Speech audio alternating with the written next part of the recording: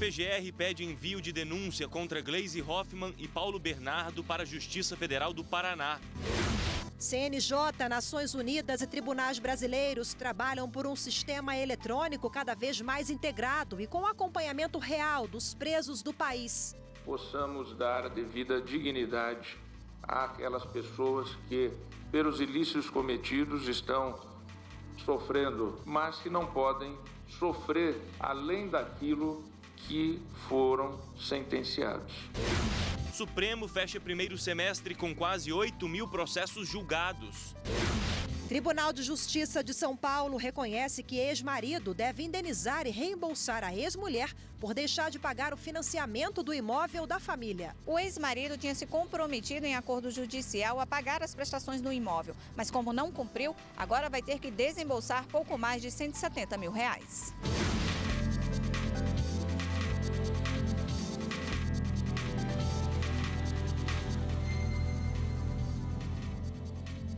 Olá, boa tarde. Boa tarde. A Procuradora-Geral da República, Raquel Dodge, pediu ao Supremo Tribunal Federal para enviar para a 13ª Vara Federal de Curitiba, no Paraná, o inquérito que investiga a ex-senadora e atual deputada Gleisi Hoffmann e o marido dela, o ex-ministro do Planejamento, por supostos crimes contra a Petrobras. E quem tem os detalhes e conversa ao vivo com a gente agora é a repórter Carolina Chaves. Olá, Carol, muito boa tarde para você.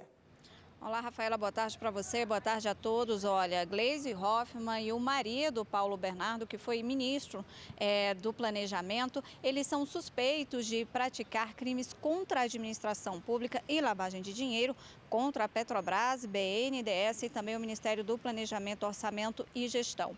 De acordo com a denúncia, os dois faziam parte de um núcleo político de organização criminosa. A diretoria da Petrobras teria recebido mais de R$130 milhões em propina de empreiteiras. A PGR pede, com base em decisões do Supremo Tribunal Federal, para que o inquérito vá para a primeira instância, porque nesse caso não há que se falar em prerrogativas de foro. Isso porque os supostos crimes que teriam sido cometidos quando ela era deputada federal, quando ela era senadora da República e hoje, atualmente, ela exerce o cargo de deputada federal. Voltamos ao estúdio. Obrigado, Carol. Uma empresa de Minas Gerais conseguiu na Justiça que a penhora de pedras preciosas seja aceita como garantia de execução fiscal pela Fazenda Nacional. A decisão é do TRF1. A 7ª turma do Tribunal Regional Federal da Primeira Região destacou que a jurisprudência do TRF1 e do Superior Tribunal de Justiça são no sentido de negar a penhora de pedras preciosas sem laudo de avaliação, porque é impossível verificar a origem, autenticidade, estado e valor do material. Mas no caso da empresa de Minas Gerais, o colegiado ressaltou que as esmeraldas penhoradas estão acompanhadas por laudo de avaliação assinado por um perito com formação em engenharia de Minas, especializado em gemologia e inscrito no órgão competente. Segundo os magistrados, o laudo atesta de forma suficiente a quantidade do material, a procedência, a pureza e o valor das pedras, que à época da confecção estava em torno de R$42 mil, quantia superior à execução fiscal. Segundo a relatora, desembargadora federal Ângela Catão, o simples fato da Fazenda Nacional entender que um bem é de difícil alienação não é suficiente para indeferir a penhora. Superior Tribunal de Justiça firma nova tese sobre cálculo de previdência complementar. O colegiado estabeleceu que a renda inicial é definida pelas regras vigentes no momento da aposentadoria e não aquelas que estavam em vigor na assinatura do contrato. O caso que representou a controvérsia na segunda sessão do STJ é de um aposentado contra uma entidade de previdência privada. Ele discordava dos descontos provocados pelo fator previdenciário, uma fórmula de cálculo incluída na legislação posteriormente à contratação do plano dele. Mas o colegiado confirmou que o valor do benefício está de acordo com a legislação. O ministro Vilas Boas Cueva, cujo voto prevaleceu no julgamento, mencionou 3 leis brasileiras segundo as quais a entidade fechada de previdência privada sempre pôde alterar os regulamentos dos planos após a assinatura do contrato. As alterações servem para manter o equilíbrio das reservas e permitem à entidade de previdência cumprir os compromissos assumidos diante de novas realidades econômicas e de mercado surgidas ao longo do tempo. No caso julgado, o demandante aderiu ao plano de previdência privada em 1977 e aposentou-se por tempo de contribuição em 2010. Em 1999, entrou em vigor uma lei que alterou o cálculo da aposentadoria paga pela Previdência Pública ao instituir o fator previdenciário. A aposentadoria ficou menor do que ele havia previsto. A Previdência Complementar, como o próprio nome diz, tem uma função de suplementação do benefício. Por isso, o aposentado cobrou da entidade contratada a compensação relativa ao que deixou de receber pelo INSS.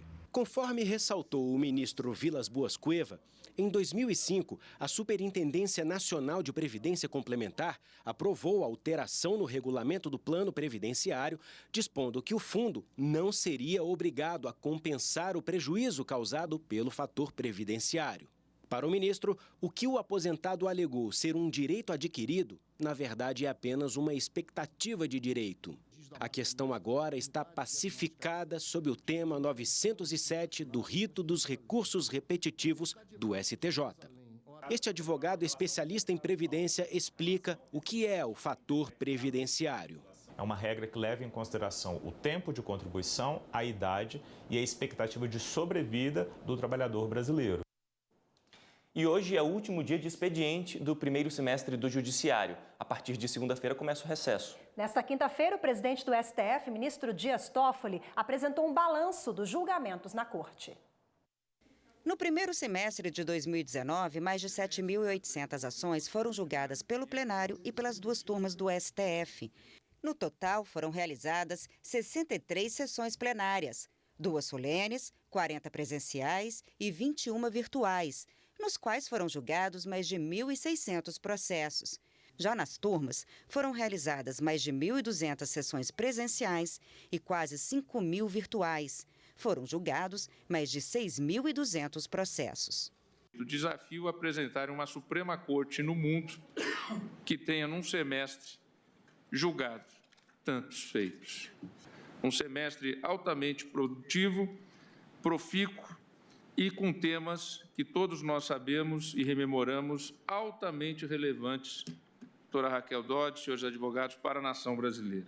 Ao longo do semestre, a Corte julgou processos importantes, entre eles a criminalização da homofobia, a confirmação da competência da Justiça Eleitoral para julgar crimes comuns quando há conexão com os crimes eleitorais, a constitucionalidade do transporte individual por aplicativo e ainda afastou a possibilidade de trabalhadoras grávidas e as que estão amamentando de trabalharem em local insalubre em algumas hipóteses. E com o recesso, os prazos processuais no Supremo Tribunal Federal ficarão suspensos do dia 2 a 31 de julho. Os prazos que se iniciam ou terminam nesse período ficam automaticamente prorrogados para o primeiro dia de agosto. A Secretaria do Tribunal vai funcionar e o atendimento ao público será de 1 às 6 da tarde. E no próximo bloco vamos falar sobre partilha de imóveis e também de dívidas na hora da separação. O ex-marido deve reembolsar e indenizar a ex-mulher por não ter quitado a dívida de um imóvel da família que foi financiado.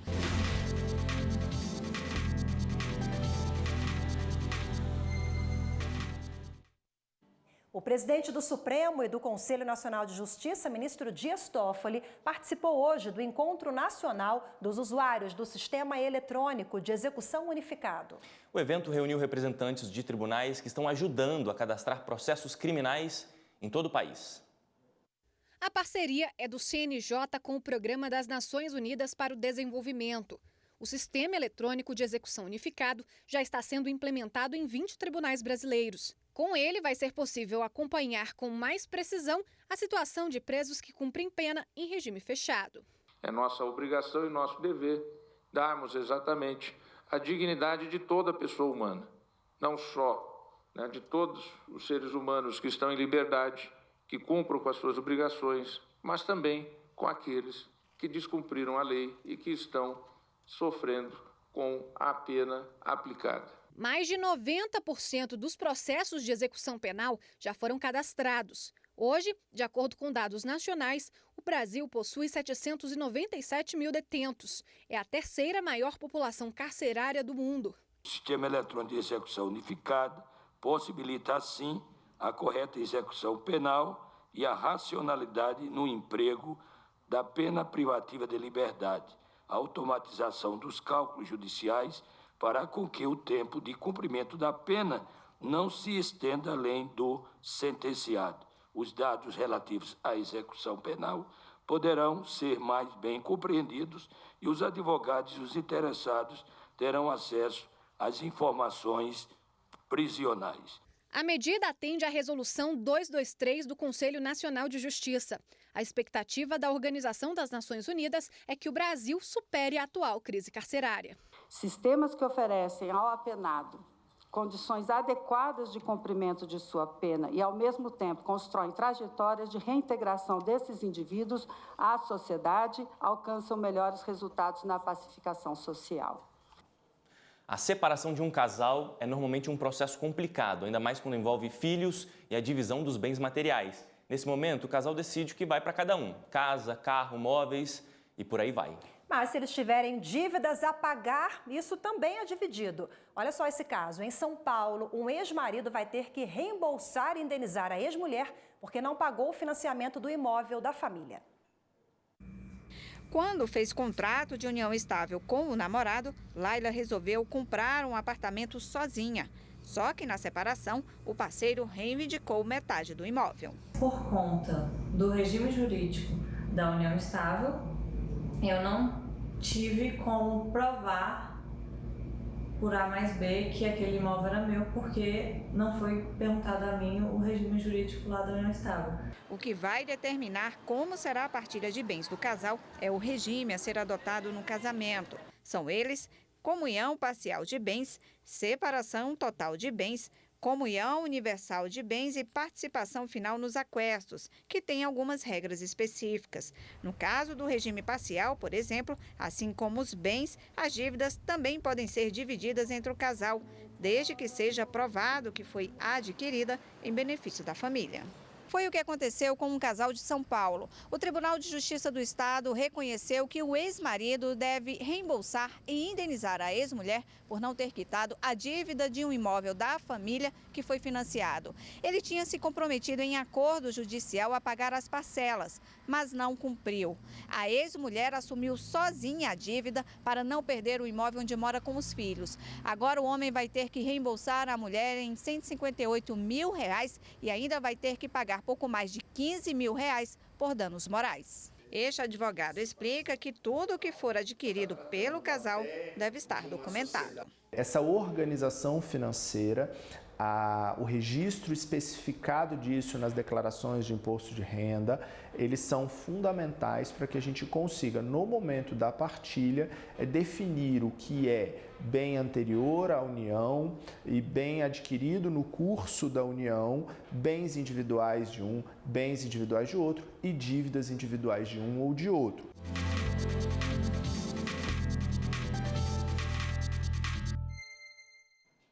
E sobre o assunto, vamos conversar agora com a advogada Ângela Pinheiro. Boa tarde. Boa tarde. Boa tarde. É um prazer estar aqui de novo, gente. Prazer é nosso. Vamos começar tirando uma dúvida. Os bens respondem pelas dívidas? É assim que funciona? Então, o correto é exatamente isso, Galton. Os bens do casal, eles respondem pelas dívidas do casal. Isso não pode ser esquecido.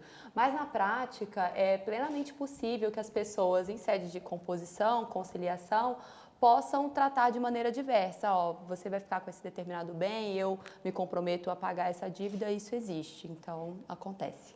Agora, todas as dívidas entram nessa divisão ou a gente tem aí um detalhe que deve ser levado em consideração? Então, a primeira coisa que a gente tem que pensar é o próprio regime de bens, a gente já tratou a respeito disso, né? O segundo ponto é a questão do artigo 1664, que vai falar que o que responde é aquelas dívidas que você contraiu em razão de um benefício familiar. E aí a gente vai entrar na discussão da prova. Então, a dica que eu deixo a vocês é tomar cuidado e se ater ao regime, porque é o regime que vai determinar a presunção. Então, por exemplo, no regime legal, que é a comunhão parcial de bens, a gente tem uma presunção de que tudo o que foi contraído de dívida ou os bens adquiridos vão ser do casal. Então, cabe a você fazer uma prova contrária nesse sentido. E essa prova nem sempre é fácil. Então, a gente tem que se atentar a isso e se preocupar com isso até antes de casar. Por que é difícil provar nesse tipo de caso? Não, porque a gente pode ter várias situações. Alguém compra um carro num valor super elevado e era um carro de luxo e etc. E como que você vai alegar que isso não era em benefício familiar? Todo mundo utilizava esse carro. Então, nem sempre é tão fácil. Então, é delicado. Agora, no caso de uma poupança, por exemplo, a pessoa tem aquelas economias guardadas, casa, continua alimentando aquela poupança, entra na divisão também, esse exemplo? O que entra na divisão, em todos os casos, é o que você vai alimentar mais naquela poupança, na constância da união. Mas quando a gente fala de poupança, a gente tem que pensar em duas coisas. Uma é, em caso de divórcio, vai partilhar ou não vai, e outra é sobre a penhorabilidade disso em caso de dívida. Então, vamos lá. Se a gente pensar num divórcio, na parte de divisão patrimonial, a poupança nada mais é do que um saldo em conta. Então, assim como qualquer aplicação financeira, se você tiver um regime legal e ela foi adquirida na constância da união, vai partilhar. Então, a mesma coisa, ela pode ser utilizada para pagar a dívida e eu, inclusive, sugiro que façam isso. Agora, de outro lado, se você já tem um credor executando, buscando penhorar essa poupança, a gente já tem um artigo 833, salvo engano, do Código de Processo Civil que fala que não pode penhorar até o limite de 40 salários mínimos. A dica como especialista, advogado especialista em família, é conversar sobre a questão dos regimes.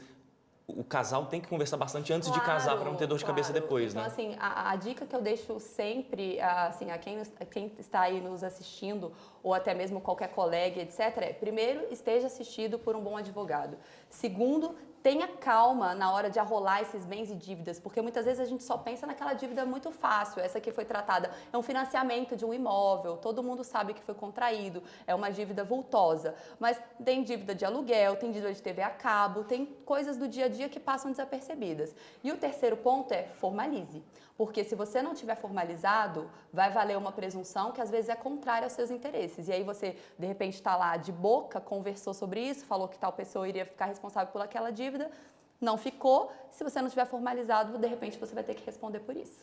Rapidinho, doutora, para a gente finalizar, a diferença Claro. entre pessoa física e jurídica. Eu adoro falar sobre isso porque eu acho que é um tema delicado e que nem sempre é compreendido.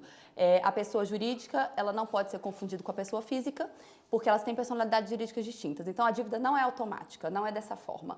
E aí a gente tem que pensar sempre que é cotas de direito patrimonial. Então, as pessoas ficam todas felizes, querem dividir quando a empresa está muito bem e quando não está, é isso aí.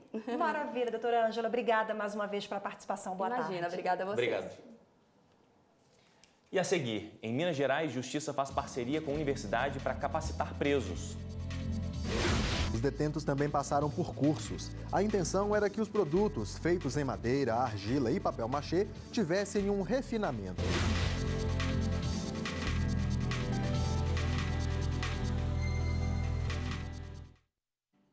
Um motorista de caminhão de lixo vai receber adicional de insalubridade em grau máximo. Os ministros da 8ª turma do Tribunal Superior do Trabalho consideraram que, além de dirigir o veículo, o empregado ajudava na separação do material recolhido. O motorista de caminhão de lixo pediu na Justiça o pagamento do adicional de insalubridade de 40% por entrar em contato com os resíduos recolhidos. A perícia constatou que as atividades realizadas pelo motorista seriam consideradas insalubres caso ficasse comprovado em audiência que ele tinha contato com o lixo. Uma testemunha confirmou que o profissional ajudava na separação do material e utilizava equipamentos de proteção individual, como máscaras, luvas e botas, sempre que necessário. O Tribunal Regional do Trabalho da 15ª Região em Campinas, São Paulo, manteve a sentença que havia negado o pagamento do adicional. Para o TRT, a principal atividade do empregado era a de motorista, não tendo contato permanente com o lixo. E quando isso ocorria, usava equipamento de proteção individual. No recurso do exame de revista do motorista ao TST, a relatora do caso, ministra Maria Cristina Peduzzi, destacou 2 pontos do processo: a conclusão da perícia de que as atividades eram consideradas insalubres em grau máximo e a confirmação de que elas se enquadram na norma reguladora número 15 do extinto Ministério do Trabalho. Os 2 requisitos são exigidos pela súmula 448 do TST, para que o adicional seja concedido. Por unanimidade, os ministros entenderam que o motorista ajudava na separação do lixo orgânico e determinaram o pagamento do adicional de 40% em grau máximo ao empregado. O Tribunal Superior do Trabalho homologou acordo entre o Ministério Público do Trabalho e a Starcom Nordeste. A empresa, integrante do Grupo Estrela, vai entregar brinquedos a instituições de caridade, escolas e hospitais de Sergipe. A audiência de conciliação foi conduzida pelo ministro do TST, Cláudio Brandão. A empresa havia sido condenada pelo Tribunal Regional do Trabalho da 20ª Região em Sergipe a pagar indenização de R$ 500 mil por dano moral coletivo em razão de conduta antissindical contra integrante do sindicato representante dos empregados no Estado. A Starcom alegou dificuldades em arcar com o valor e propôs cumprir a condenação instalando brinquedotecas. Diante disso, o ministro solicitou um levantamento de escolas, hospitais públicos e entidades de acolhimento de crianças e adolescentes que poderiam receber os brinquedos. A sugestão do ministro, com base na proposta da empresa, foi acolhida pelo Ministério Público do Trabalho. Ao todo, 9 cidades do interior de Sergipe serão beneficiadas com 144 kits de brinquedos. O material será distribuído a 140 entidades de caridade, escolas de ensino fundamental, creches e hospitais. Quase 160 kits, valor de R$ 517 mil, valor total do acordo, que vai beneficiar uma comunidade grande da região de Itabaiana e, portanto, é um acordo que seguramente nós ficamos muito felizes em homologar. Eu destaco a atuação da empresa, no sentido de promover a conciliação, e também do Ministério Público do Trabalho, que desde o primeiro momento atendeu a nossa solicitação e, afinal de contas, chegou a bom termo o acordo. O Ministério Público sai bem satisfeito porque foi feito um bom acordo e a sociedade local é que vai ser mais beneficiada com a entrega dos brinquedos, alimentando a brinquedoteca, a educação e tudo mais. Eu acho que quem sai ganhando realmente é a sociedade. Foi muito benéfico porque deixamos de discutir os problemas sindicais que eventualmente teriam existido e beneficiamos a comunidade, as crianças de Sergipe como um todo, dos municípios vizinhos, que vão ter uma distração, vão ter na mão brinquedos educativos. A Lei de Execução Penal garante ao condenado o direito de reduzir a pena por meio do trabalho ou estudo. Em Minas, uma parceria do Poder Público com a Universidade Federal de Alfenas oferece capacitação profissional aos detentos. O primeiro artigo da Lei de Execuções Penais trata da inserção do condenado na sociedade. Esse regresso depende, entre outras coisas, de estar alinhado com os valores sociais. Eu acho que a reconstrução de valores, ela passa pela capacitação, seja através de uma educação regular, seja através de uma oportunidade de trabalho. A lei também trata da cooperação entre a comunidade e o Estado nas atividades de execução de pena. É o que vem acontecendo no sul de Minas. Uma parceria do Poder Judiciário com a Unifal, Universidade Federal de Alfenas, colocou em ação o projeto Escola de Cidadania. Cada dia, a sala de aula é ocupada por um grupo de uma cela diferente. Nesses encontros, eles têm desfrutado de oportunidades especiais. Poder ter um entendimento de coisas que na rua a gente não tinha oportunidade. Então, aqui dentro, eu estamos transformando no dia a dia. Além de adquirir conhecimento sobre o mundo, eles também têm a chance de conhecer melhor a si próprios. Às vezes a gente dividir a nossa angústia, por muitas vezes nós passamos por aflição, tristeza. A gente falando sobre isso nos ajuda muito. Funciona, como você mesmo tem dito, como uma terapia, funciona como um conforto. O eixo do trabalho ainda está em fase de implantação pelos parceiros da Unifal. Mas o repasse de penas pecuniárias já está permitindo que uma associação ensine um ofício aos detentos, a marcenaria. A cada peça que sai, a gente acaba se transformando com ela, né? Mostra que a gente é capaz, sim, de também desempenhar aquilo. Eu achei bonito, achei legal, muito interessante e descobri que eu também sou capaz de fazer aquilo, né? Édipo e os outros sentenciados que trabalham na oficina foram escolhidos pela Comissão Técnica de Classificação do Presídio. Aqui dentro, ele tem a oportunidade de aprender, de poder profissionalizar, de poder usar o que ele está aprendendo aqui lá na rua. Então, tudo isso contribui até para o bom comportamento. Os detentos também passaram por cursos. A intenção era que os produtos feitos em madeira, argila e papel machê tivessem um refinamento. Esse objetivo foi alcançado. Basta conferir as peças expostas na loja que foi aberta no centro da cidade. O que a loja arrecada com as vendas é reinvestido no projeto e na manutenção da oficina. Iniciativa que pode se traduzir em economia para o Estado. É muito melhor para o poder público investir nesse momento, no Reeducando, do que ter que investir novamente na futura prisão dessa pessoa. E a Livraria do Supremo Tribunal Federal ganhou um novo espaço que foi inaugurado na noite dessa quinta-feira. A livraria agora fica na entrada do anexo 1 do Supremo. Aqui o cidadão encontra publicações sobre jurisprudência. A mais vendida é esta coletânea sobre a Constituição. Também tem souvenirs como agendas e blocos de notas. A livraria funciona há 9 anos e já vendeu mais de 46 mil produtos. Os ministros Alexandre de Moraes, Luiz Fux e Dias Toffoli, presidente do STF, participaram da inauguração do novo espaço. A livraria do STF tem por missão divulgar a jurisprudência e a memória institucional da Corte. Ela oferece conteúdo digital gratuito e publicações impressas que podem ser adquiridas por magistrados, servidores, advogados, estudantes e o público em geral. Trata-se, portanto, de empreendimento social sem fins lucrativos e de importante canal de comunicação do STF com a sociedade. E a gente fica por aqui. Uma boa tarde para você. Boa tarde para você, até segunda.